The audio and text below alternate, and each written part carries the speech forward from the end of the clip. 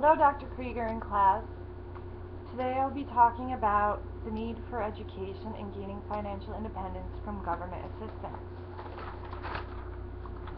Current public policy regarding government assistance and time-limited aid is aimed at encouraging recipients to find jobs quickly to decrease the individual's reliance on various forms of government aid.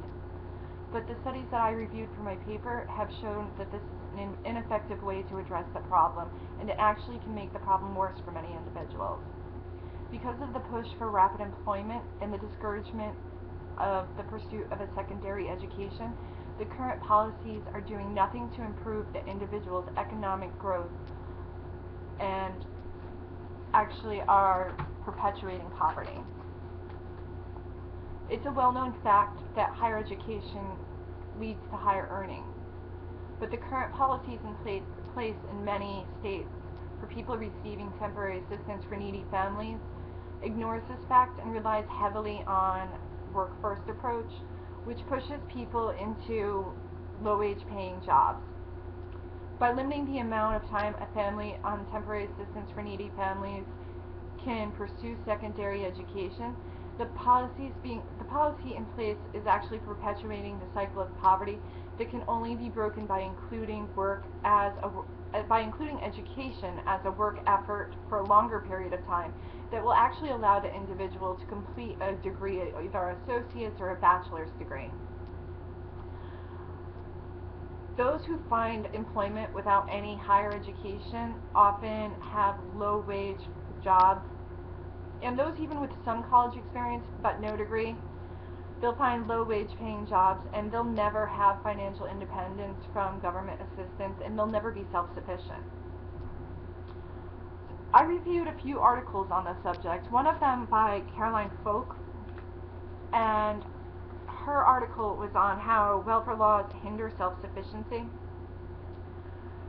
Welfare recipients are actually encouraged not to seek post-secondary education, despite research saying that post-secondary education is the most effective way for an individual to overcome poverty. They do this by achieving that degree and becoming more employable in higher wage paying jobs.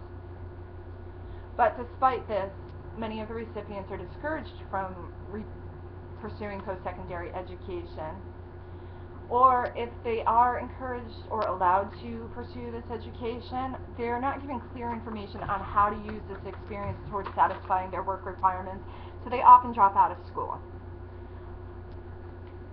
Another problem with the current policy is that women are encouraged to either marry or immediately find low-wage paying jobs, and neither of those situations leads to self-sufficiency, because if they do marry, it's often to someone of the same socioeconomic status, and the family's economic growth does not happen.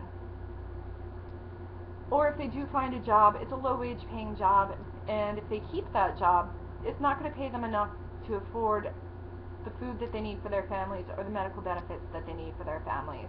So they'll still rely on government assistance to fulfill those needs. Now, women specifically without a bachelor's degree will never have the earning potential to remove themselves from the need of public assistance. But women who do receive a bachelor's degree usually do achieve financial self-sufficiency.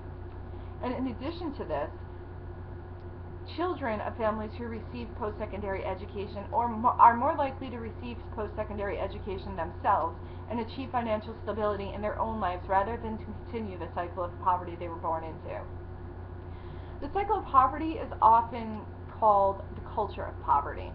That's basically saying if you were born into poverty, you're going to live in poverty, and your children will be born into poverty and live in poverty.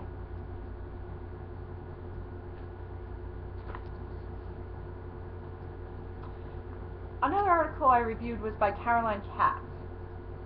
Now, Katz stated in her article that the pursuit of education, that the Temporary Assistance for Needy Families program discourages the pursuit of education by increasing the amount of time expected for work participation and decreasing the time allowed for job training programs to count towards work activities. Now, although there is a decrease in families receiving this type of assistance, it's not attributed to upward mobility as you would assume, but it's because of the time limits that these people have to receive these benefits. There is a 60-month lifetime max benefit award for the temporary assistance for needy families. Now, according to the National Conference of State Legislators, minimum wage in 2015 is set at only $7.25.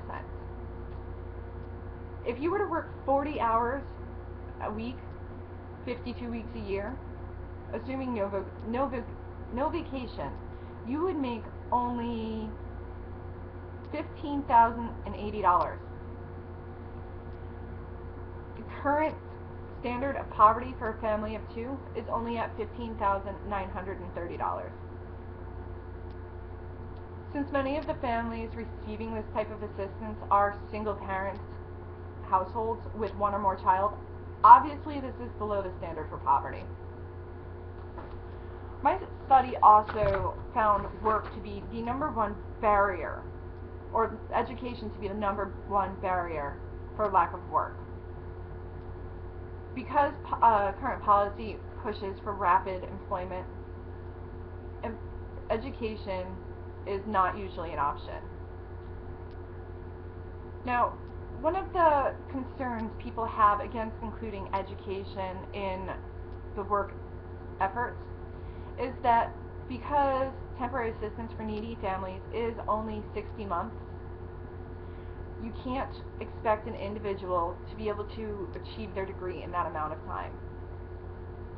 Many people will take 5 or 6 years for a bachelor's degree, or 3 or 4 years for an associate's degree.